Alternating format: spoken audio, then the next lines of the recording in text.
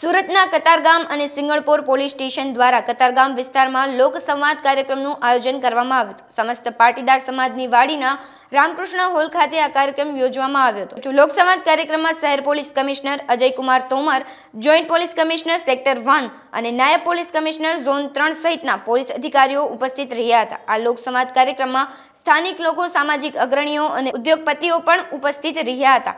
લોકોએ આ કાર્યક્રમમાં પોતાના કેટલાક પ્રશ્નો સુરત પોલીસ સમક્ષ મૂક્યા હતા અને પોલીસ દ્વારા લોકો દ્વારા જણાવવામાં આવેલ તમામ પ્રશ્નોને સાંભળીને લોકોના પ્રશ્નોનું નિરાકરણ લાવવાની બાંહેધરી આપવામાં આવી હતી। આજરોજ પોલીસ કમિશનર શ્રી સુરત શહેર શ્રી અજયકુમાર તોમર સાહેબના માર્ગદર્શન હેઠળ કતારગામ સિંગણપુર વિસ્તારના નાગરિકો સાથે સીધો લોકસંવાદનો કાર્યક્રમનું આયોજન કરવામાં આવેલ હતું।